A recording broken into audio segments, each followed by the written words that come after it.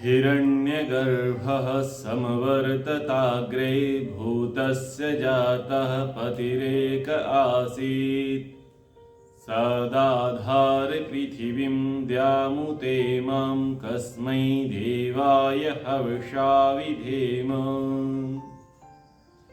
तारे रविचंद्रादि बनाकर निज प्रकाश चमकाया है, धरणी को धारण कर तूने कौशल अलख लखाया है। तू ही विश्व विधाता पोषक, तेरा ही हम ध्यान धरें। शुद्ध भाव से भगवन तेरे भजनामृत का पान करें। आज वेद स्वाध्याय के अंतर्गत यजुर्वेद के 13वें अध्याय का चौथा मंत्र पढ़ा गया। महर्षि दयानंद जी महाराज ने संस्कार विधि में, यजुर्वेद भाष्य में, आर्याभिविनय में, सत्यार्थ प्रकाश में, अन्य अन्य स्थानों पर इस मंत्र की अलग अलग प्रकार से प्रसंग अनुसार व्याख्या की है। ईश्वर स्तुति प्रार्थना उपासना के जो 8 मंत्र आते हैं उसमें आप प्रायः एक पद देखते होंगे, कस्मै देवाय हविषा विधेम। और इनकी व्याख्याएं महर्षि जी ने प्रत्येक मंत्र में हिरण्यगर्भ से लेकर सनो बंधुर जनिता पृथक पृथक प्रकार से की है, तो वो आप लोग याद कर लेंगे, ठीक है ना। हिरण्यगर्भ समवर्तताग्रे इस मंत्र में कस्मै देवाय हविषा विधेम का क्या अर्थ किया गया, या आत्मदा में किस प्रकार से किया गया, या प्राणतो में किस प्रकार से किया गया, ये निधि और उग्रा में किस प्रकार से किया आदि। तो वो क्या है, बुद्धि को बढ़ाने के लिए लाभकारी होगा। तो अब हम यहाँ पर सर्वप्रथम महर्षि जी के द्वारा जो पदार्थ किए गए हैं उनको पढ़ते हैं। पहला पदार्थ है जो हिरण्यगर्भ, स्वप्रकाश स्वरूप और जिसने प्रकाश करने हारे सूर्य चंद्रमा आदि पदार्थ उत्पन्न करके धारण किए हैं। जो हिरण्यगर्भ है, भूतस्य उत्पन्न हुए संपूर्ण जगत का जाता प्रसिद्ध क्या है, पति ही स्वामी कौन है, एक ही चेतन स्वरूप आसीत था, है और होगा। जो अग्रे सब जगत के उत्पन्न होने से पूर्व समवर्त वर्तमान था, सह सो इमाम इस पृथ्वीम भूमि उत और द्याम सूर्य आदि का दाधार धारण कर रहा है हम लोग। उस कस्मै सुख स्वरूप देवाय शुद्ध परमात्मा के लिए हविषा ग्रहण करने योग्य योगाभ्यास और अति प्रेम से विधेम विशेष भक्ति किया करें, अन्य की नहीं। ये यहाँ पर विशेषण लग गया है। ये संस्कार विधि का भाव है।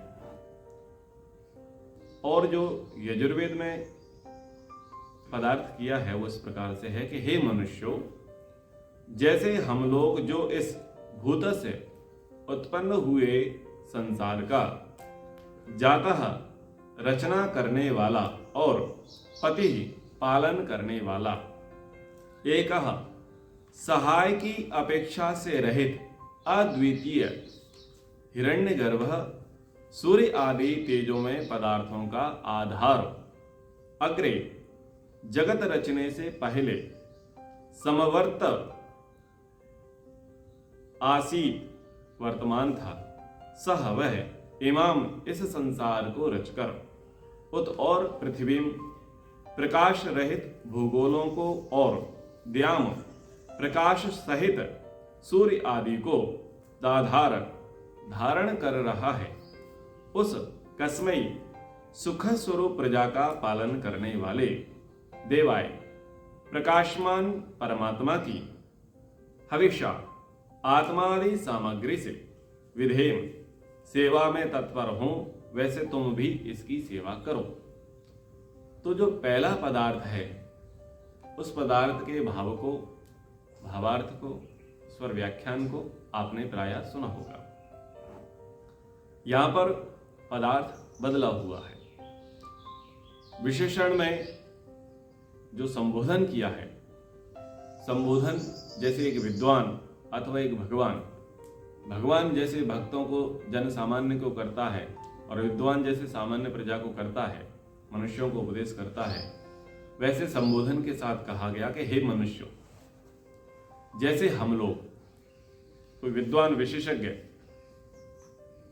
जो योगी है, समाधिस्थ है, साधक है, वो कह रहा है कि इसको मनुष्यों को, कि हे मनुष्यों, जैसे हम लोग इस उत्पन्न हुए संसार का रचना करने वाला और पालन करने हारा, जो उत्पन्न हुआ संसार है इसकी जो रचना करने वाला है और इसका जो पालन करने वाला है, जो इस व्यवस्था में किसी की सहायता की अपेक्षा नहीं रखता और अद्वितीय है।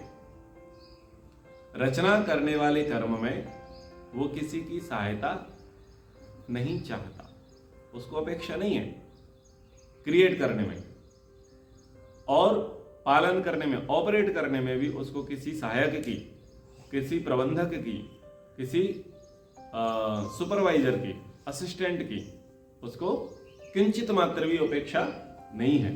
वो अद्वितीय है, वो अकेला, वन एंड ओनली पर्सन है, और वो अकेला ही क्या कर लेता है? क्रिएट,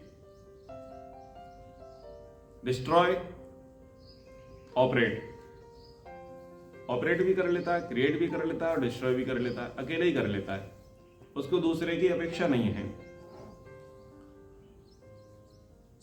फिर कहा सूर्यादि तेजों में पदार्थों का आधार, ये जो जगत है इसका आधार क्या है? चमकीले पदार्थ है, उनकी जो शक्ति है वो अन्य ग्रहों को, हाँ, वो जो ऊर्जा है वो अन्य ग्रहों को धारण कर रही है। तो इस जगत के रचने से पहले वो वर्तमान था। ऐसा नहीं है कि वो जगत आया तो उसके बाद भगवान आया। भगवान तो उससे पहले भी था, क्योंकि वो क्रिएटर है। तो जो क्रिएटर होगा वो पहले से होगा, बस जो उसकी कृति है उसमें उसकी क्या दिखेगी? प्रकृति दिखेगी, उसमें उसकी मूर्ति दिखेगी, उसमें उसका आभास दिखेगा। जैसे कोई कारीगर होता है, कोई कलाकार होता है, पेंटर होता है, तो वो कला तो उसके अंदर विद्यमान है, पेंटिंग करने की, बनाने की, ड्राइंग करने की, डिजाइन करने की, वो कला तो उसके अंदर विद्यमान है। लेकिन वो कितना कलाकार है और कितना कलाकार नहीं है ये नहीं पता ना किसी को। कब तक पता नहीं है? जब तक वो उस कला को प्रदर्शित नहीं करता। और जैसे ही वो कलाकारी करता है, तो कलाकारी करता है तो उसका प्रदर्शन हो जाता है कि वह अद्भुत कलाकार है। अब कोई कलाकारी करके चले जावे, बढ़िया पेंटिंग बना करके चला जावे, तो फिर जब जन सामान्य होगा वो बड़ा विचार करेगा कि हमारा तो इतना सामर्थ्य नहीं, इतनी अच्छी पेंटिंग बनाने वाला। तो जिसने ये पेंटिंग बनाई हो कैसा होगा? अद्भुत, क्योंकि उसने विचित्र संसार को रचना किया है। तो जिसने संसार को विचित्र बनाया है तो वो कितना विचित्र होगा? अद्भुत होगा, अप्रतिम होगा, अतुलनीय होगा। ठीक है ना? तो वो वर्तमान था, वह इस संसार को रचकर और प्रकाश रहित भूगोलों को और प्रकाश सहित सूर्यादि को, तो एक तो भूगोल कैसे हैं? ग्रह, उपग्रह, ये कैसे हैं? प्रकाश रहित, जिनमें स्वयं का प्रकाश नहीं है। और कुछ कैसे हैं? प्रकाश सहित। तो जो प्रकाश सहित है वो सूर्य आदि लोक हैं, नक्षत्र हैं, जिनमें स्वयं का प्रकाश है। और उनके साथ उनका एक परिवार होता है जिसको सौर परिवार बोलते हैं। वो भूगोल है, जैसे पृथ्वी है, बुध है, मंगल है, बृहस्पति है, ये जो अन्य ग्रह हैं, फिर उनके उपग्रह हैं, इनमें प्रकाश नहीं है। ये भूगोल, इनको भूगोल का, यानी जो प्रकाश वाले हैं और जो प्रकाश से रहित है, उन दोनों को ही रचना करने वाला कौन है? ईश्वर है। उस सुख स्वरूप प्रजा का पालन करने वाले, जो प्रजा का पालन करने वाला है और जो सुख स्वरूप है, उसका स्वरूप कैसा है? सुख देने वाला है। एक भजन बोलते हैं ना, तेरे नाम का सुमिरन करके मेरे मन में सुख भर आया, तेरी कृपा को मैंने पाया, तेरी दया को मैंने पाया। एक भजन। तो उस परमात्मा की जो प्रकाशमान है, आत्मादि सामग्री से सेवा में तत्पर हो, तो जैसे हम लोग उसकी सेवा में तत्पर हैं, वैसे आप लोग भी तत्पर हो गए। अब यहां पर आत्मादि शब्द आपको बार बार मिलेगा। मनुष्य के पास सबसे कीमती वस्तु क्या है? वो मानता है प्राणों, ठीक है ना। और वो प्राण से प्रिय अविद्या के कारण किसको मानता है? पति को, पत्नी को, पद को, पैसे को, प्रतिष्ठा को, पुत्र को, पुत्री को। अविद्या के कारण, ऐसे संस्कारों के कारण वो इनको प्राणों से प्रिय मानता है। इसलिए क्या करता है? वो इनकी प्राप्ति के लिए अथवा इनकी रक्षा के लिए वो प्राणों को आहूत कर देता है। यानी वो उनको प्रिय मानता था, इसलिए उनके लिए वो मर मिटा, ठीक है। और यहां पर कहा कि आत्मादि सामग्री से, तो प्राण से भी श्रेष्ठ अगर कोई है वस्तु तो वह है आत्मा, यानी स्वयं हम। तो हम स्वयं को ही उसको समर्पित कर दें। अब वो समर्पण कैसे आएगा?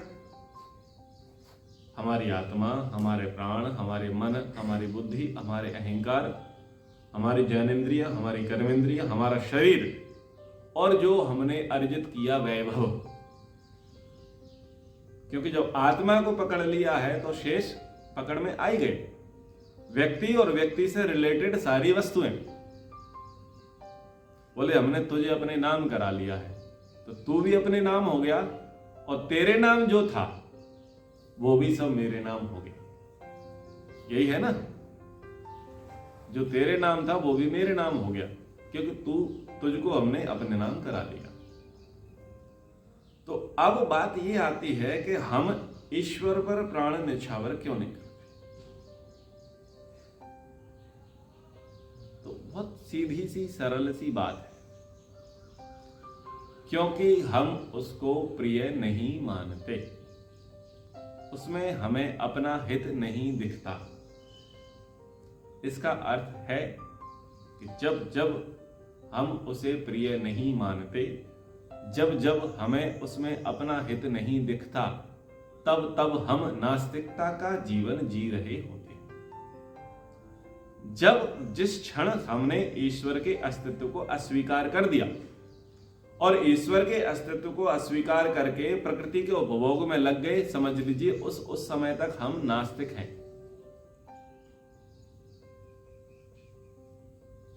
आस्तिक का केवल यह अर्थ नहीं है कि ईश्वर को मानने वाला, और नास्तिक का अर्थ केवल इतना नहीं है कि ईश्वर को नहीं मानने वाला।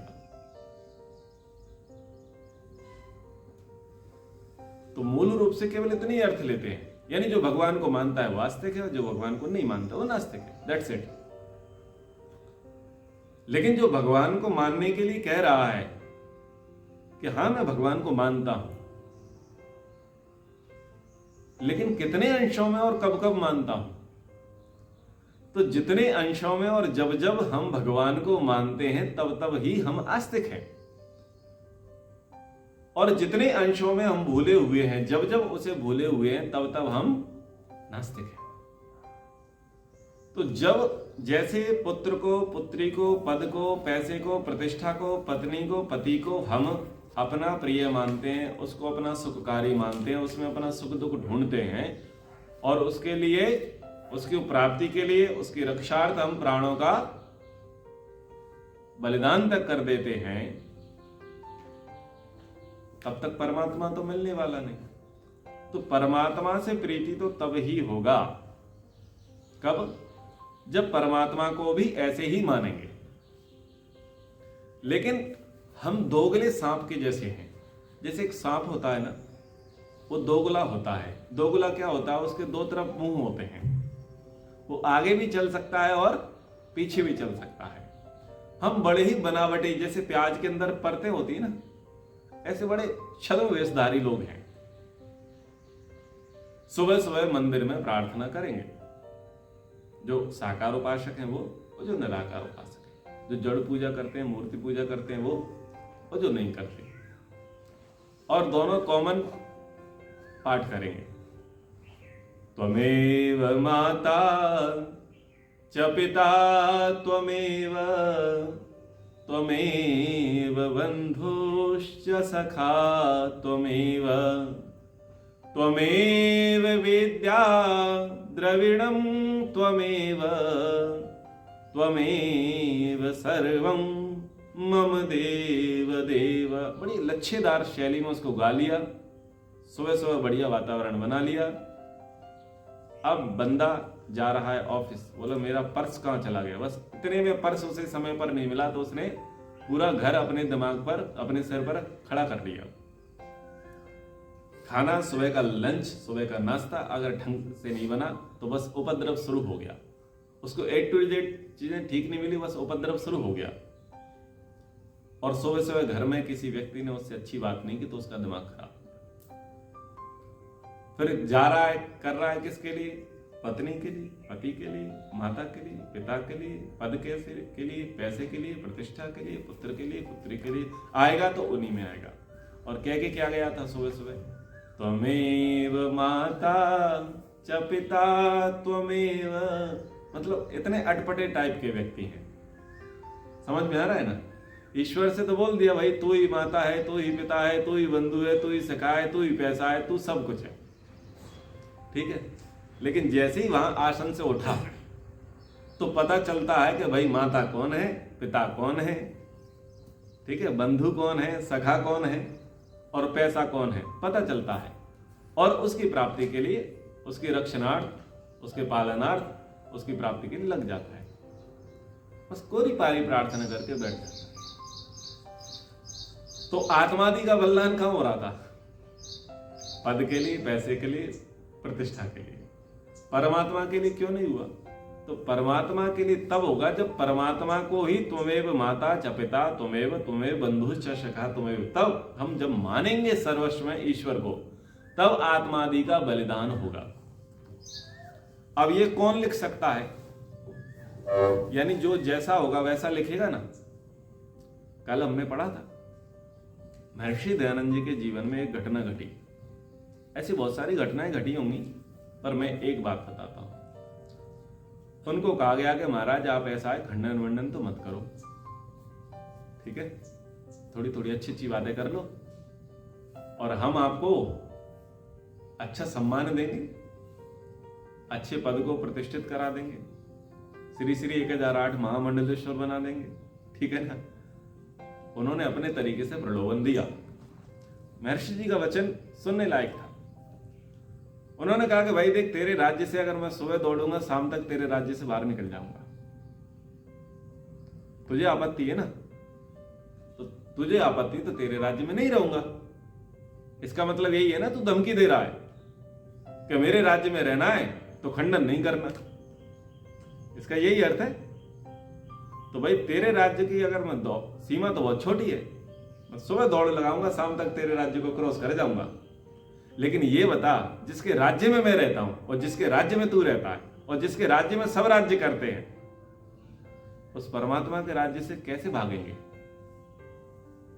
क्योंकि सबका राजा तो वही है, उससे कैसे भाग पाएंगे?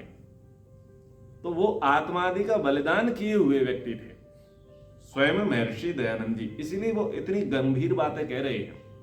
उन्होंने स्वयं को ईश्वर के लिए समर्पित किया हुआ था और ईश्वर को समर्पित करके ही वो सारे कार्य व्यापार करते थे। ये यही कह रहे हैं कि हे मनुष्यों, जैसे हम लोग कर रहे हैं ना उस ईश्वर के लिए, वैसे आप लोग भी करो।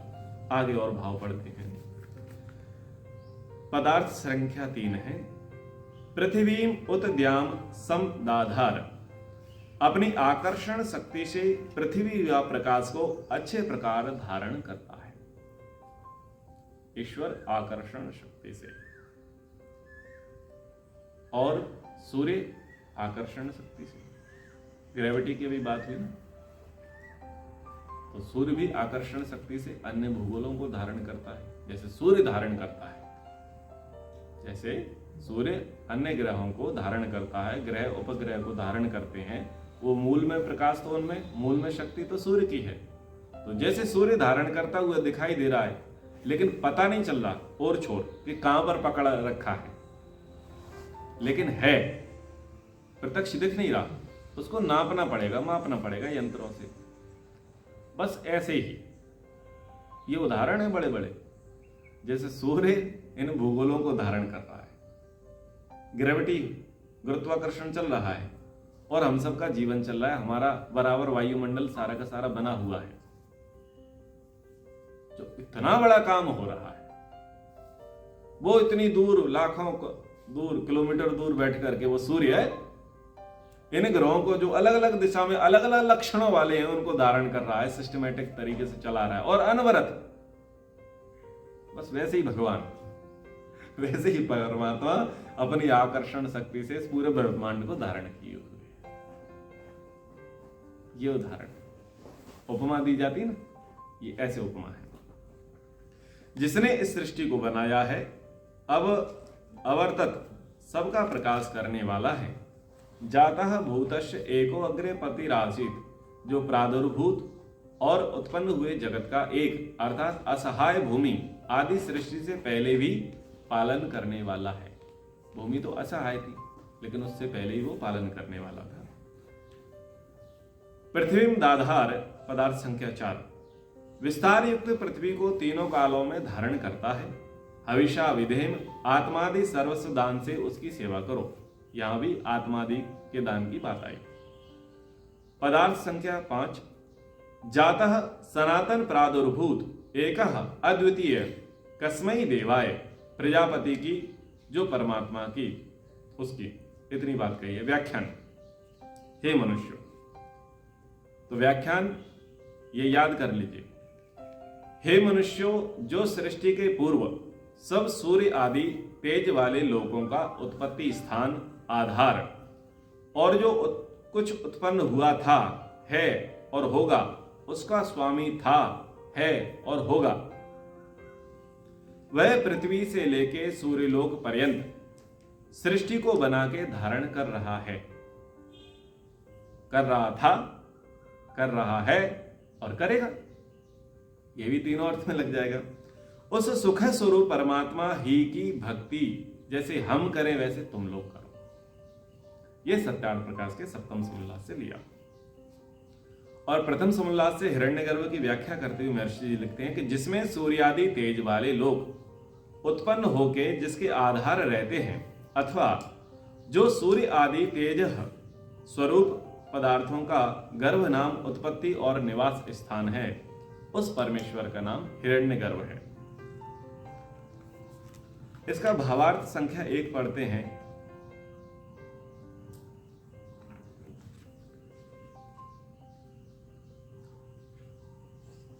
और उससे पहले इसका एक पदार्थ है, वो भी पढ़ने योग्य है। कस्मै देवाय हविषा विधेम में प्रजापति जो परमात्मा, उसकी पूजा आत्मादि पदार्थों के समर्पण से यथावत करें।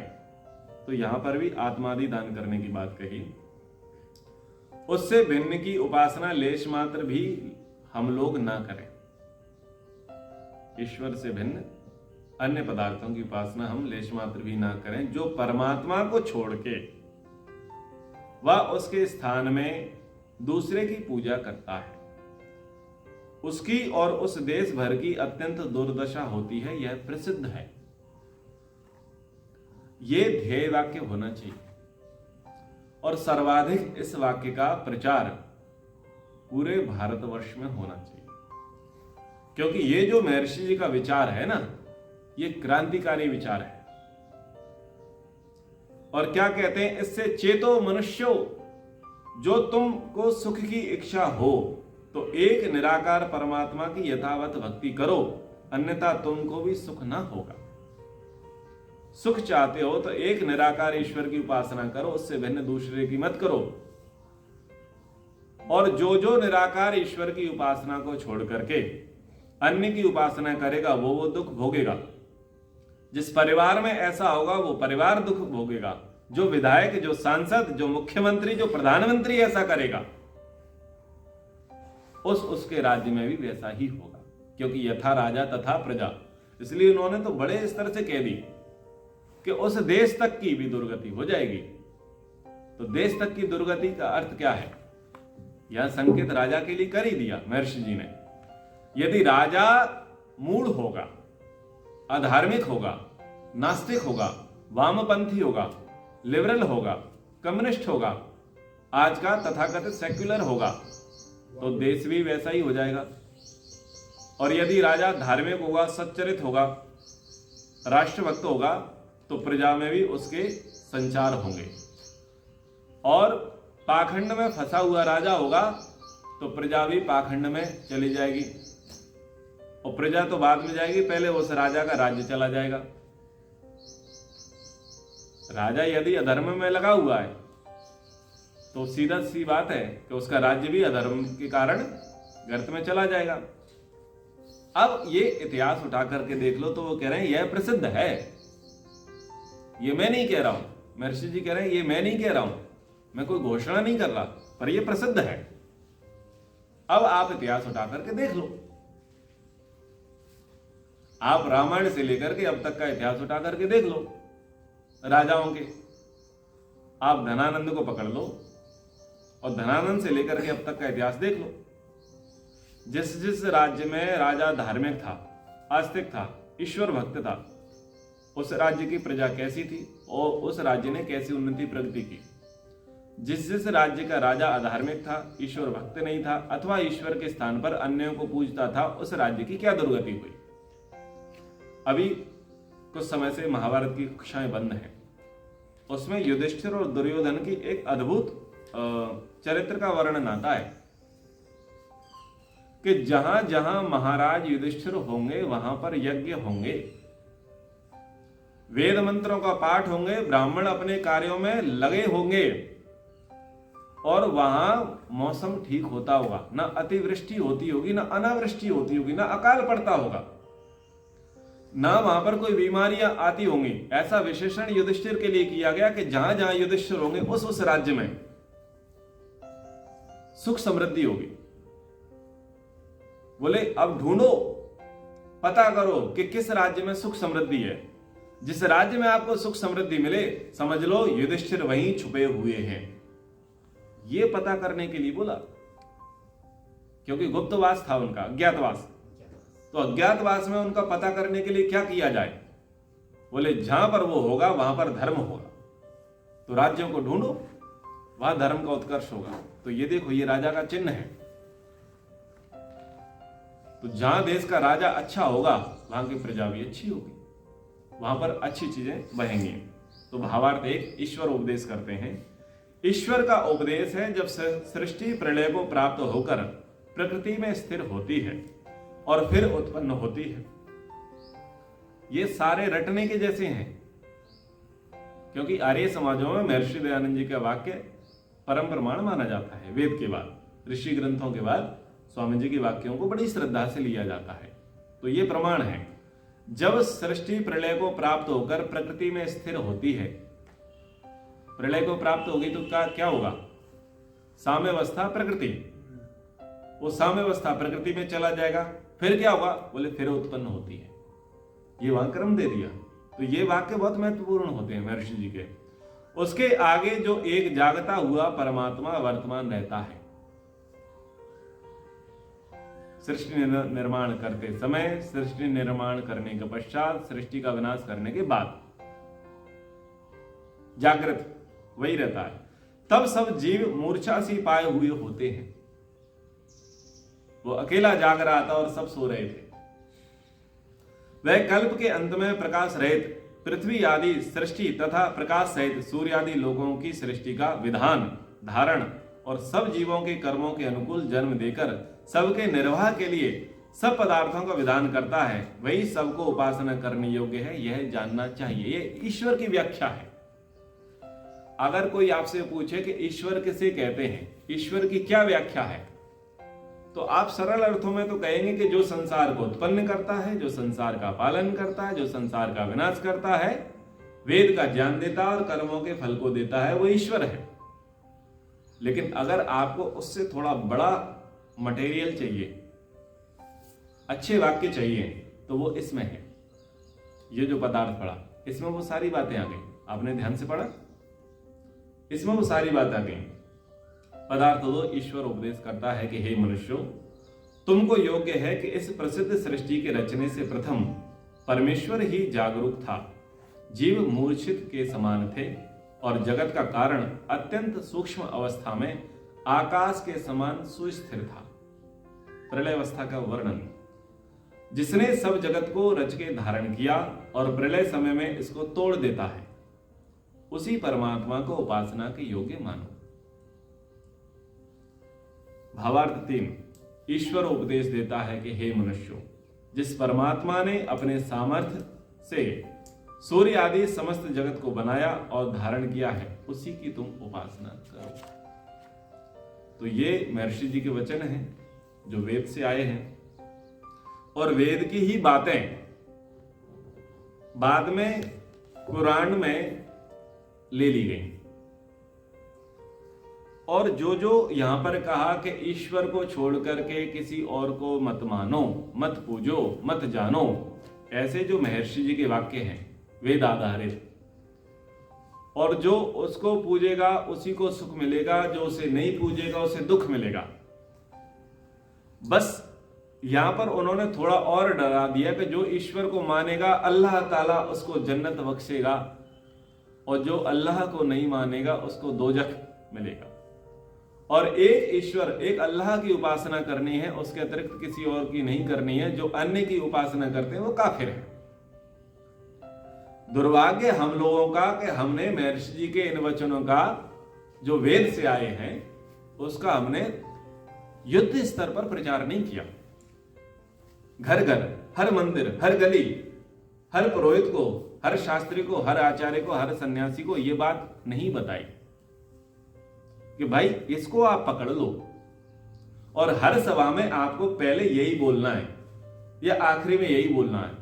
सबके दिमाग में ये बात घुसनी चाहिए कि ईश्वर को छोड़ करके किसी और को नहीं मानना, और ईश्वर ही सुख का आधार है।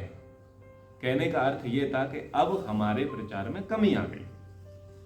हमारे पास स्वर्ण से भी कीमती वस्तु है, लेकिन हम उसको पीतल के भाव भी नहीं बेच पा रहे।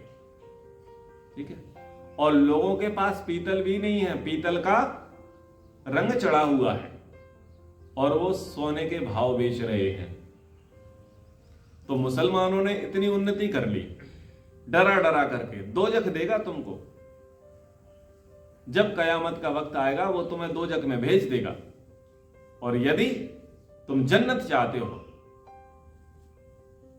तो ईश्वर की उपासना करो। जो ईश्वर को नहीं मानते वो काफिर है। बात वेद की है, लेकिन उन्होंने अपने तरीके से उसको प्रचारित किया, और शस्त्र और शास्त्र दोनों से उसको मनवाने का भरसक प्रयास किया। शास्त्र के आधार पर आधार देकर के कुरान का उन्होंने प्रयास किया।